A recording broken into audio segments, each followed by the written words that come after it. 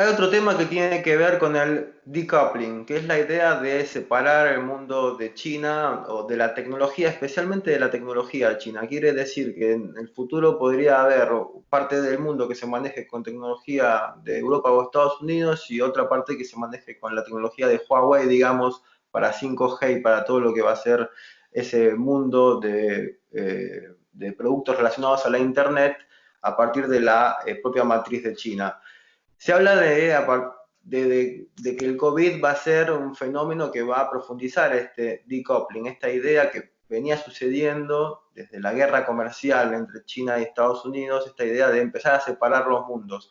Y vos hablabas recién de las cadenas de valor y que nos damos cuenta que mucha de nuestra industria estratégica está en China. En Estados Unidos hablan de recuperar la industria y devolverla a Estados Unidos a partir de subsidios, por ejemplo. En Europa se habla de esto, de recuperar industria que está hoy instalada en China y que pudiera volver a Europa y además de aislarse tecnológicamente de China y de utilizar tecnología occidental con respecto a telecomunicaciones. Bueno, siempre hay pequeñas voces que se oyen en ese sentido, ¿no? En las últimas semanas las hemos oído en el sector farmacéutico, porque es el que, como te decía antes, donde se ha visibilizado más que esa dependencia de China es muy arriesgada. Bueno, una cosa es que se hable, otra cosa es que haya una voluntad política por parte de los estados y de los gobiernos para hacer algo así. Obviamente China lo interpretaría como un acto hostil y luego no nos olvidemos de que uno de los déficits, si quieres, de la Unión Europea es que con dificultad habla como una sola voz, ¿no? Y de hecho eso es una debilidad que tiene Europa que China ha explotado históricamente muy bien, ¿no? Ha utilizado la táctica del dividir y vencer, ¿no? Pero incluso en el supuesto, yo creo que ahora con el COVID estoy razonablemente seguro de que hay muchas personas que ven la conveniencia no tanto de castigar a China como simplemente de entender que era muy arriesgado el no tener autonomía en determinadas industrias estratégicas. Bueno, pues yo creo que puede que hayan aumentado, razonablemente creo que puede haber aumentado las voces en favor de hacer una cosa así, ¿no? Hablo políticamente, ¿no?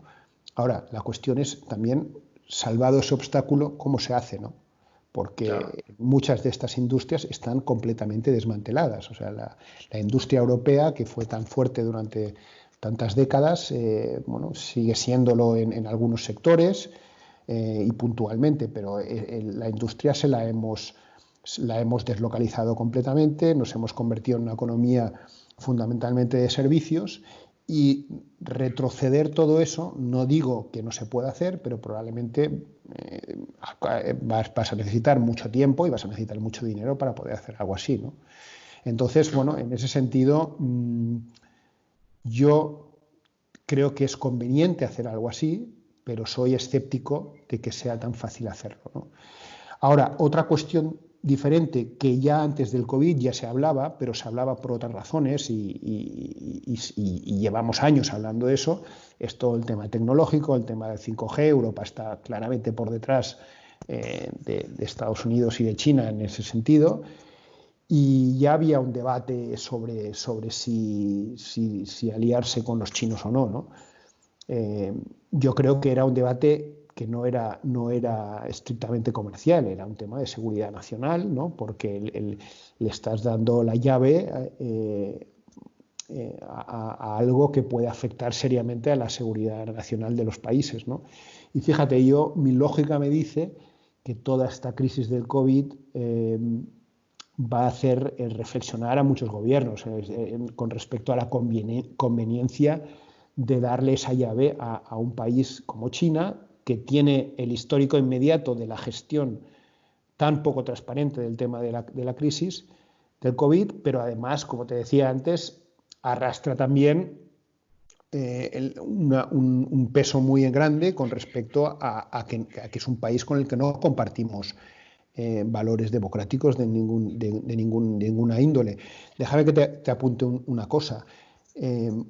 ya ocurrió, si no recuerdo mal, el año 2014, ya hubo una ocasión en la que China estuvo dispuesta a utilizar políticamente pues una herramienta económica, ¿no? Y es que en el contexto de las tierras raras, ¿no? Y es que tienen el monopolio de la producción de tierras raras porque el mundo occidental se lo sacó de encima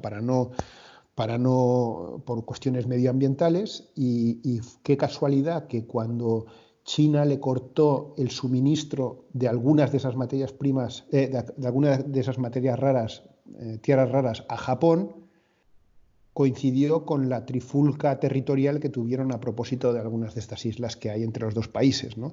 Eso provocó una demanda de Japón ante la Organización Mundial del Comercio, demanda a la que se sumó Europa y también se sumó Estados Unidos, y que ganaron, ¿no? Pero más allá de que ganaron o no, para mí lo relevante es que ahí se demostró que China está dispuesto a jugar esas bazas, ¿no? Si hacemos la analogía con el tema del 5G, de algo tan importante, de que darle la llave a alguien que te puede provocar un sabotaje y dejarte a oscuras todo un país, por decirte algo muy sencillo, pues bueno, yo creo que ahí quizá el COVID, ya creo que ya antes del COVID ya había había bastantes dudas al respecto, y yo creo que el COVID en ese sentido no ha jugado a favor de los intereses de China, obviamente. Bien.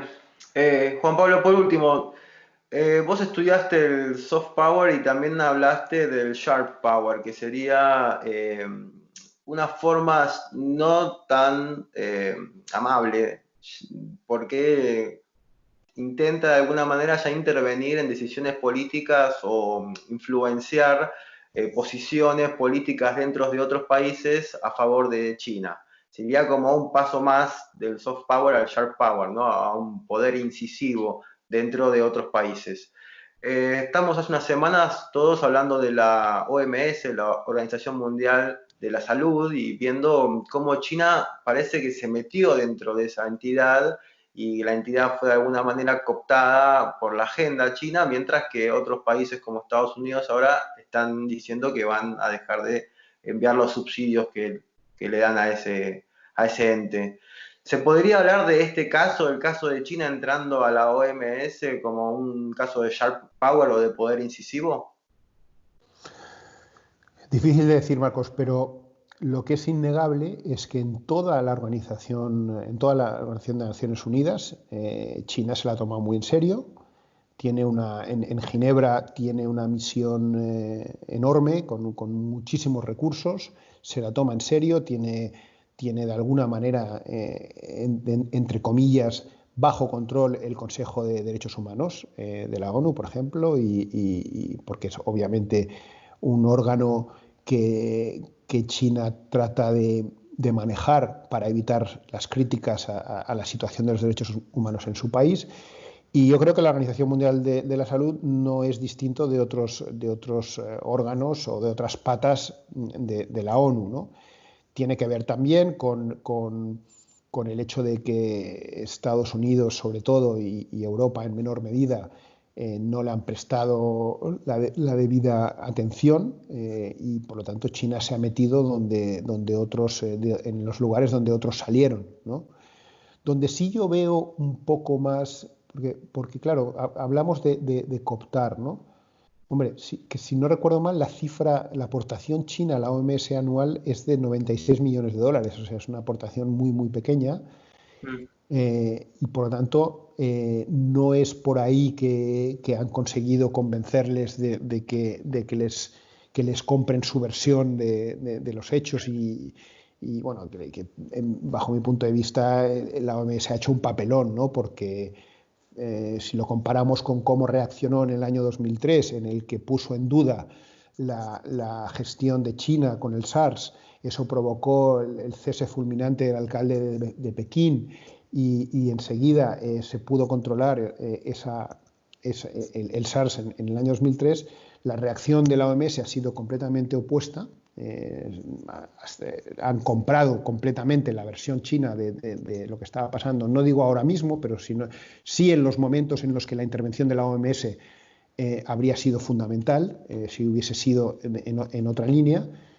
Y lo que ha provocado el que no hubieran hecho el papel que tenían que haber hecho, pues es probablemente que la pandemia se propagó por todo el mundo, ¿no? Por lo tanto, hay mucho que echarle en cara a la OMS. Llegado a este punto, nos preguntamos todos, bueno, ¿y cómo pudo ser, no? Entonces, ahí es donde entra tu pregunta. Creo que los 96 millones de dólares no lo explican, no lo justifican, y ahí sí que podría ser, pues que como hace China en otros lugares del mundo, pues hace una captación o trata de llevar a su terreno a determinadas élites y el director general de la OMS forma parte de una élite que a China le interesa, ¿no? Coincide además que este señor es un etíope. Etiopía es uno de los, es probablemente la punta de lanza de China en África. Como sabes, hay múltiples inversiones chinas en Etiopía. Es verdad que también ideológicamente pues, este señor estuvo vinculado a partidos, al Partido Comunista o a algún partido que simpatizaba con el comunismo en Etiopía. O sea, coinciden, tenemos todos los factores allí, ¿no? Yo no lo vincularía a un único factor. Creo que no es que China lograra comprar o ejerciera un tipo de influencia sobre este señor para traerlo a su causa. Creo que eso probablemente lo hicieron. Creo que China se tomó mucho más en serio que otros países la OMS y la ONU en general. Para ellos era importante políticamente, sobre todo con el precedente del SARS, como te decía. Creo que el candidato reunía también los requisitos para dejarse captar.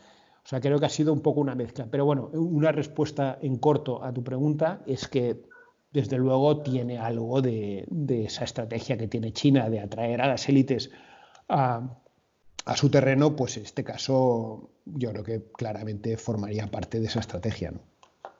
Bien. Bueno, Juan Pablo, desde ya ha sido un gusto charlar contigo. Te agradezco mucho por toda la información que nos has dado y por tu punto de vista. Y estamos a disposición y nos volvemos a encontrar en cualquier momento. Muchísimas gracias, Marcos. Te lo agradezco.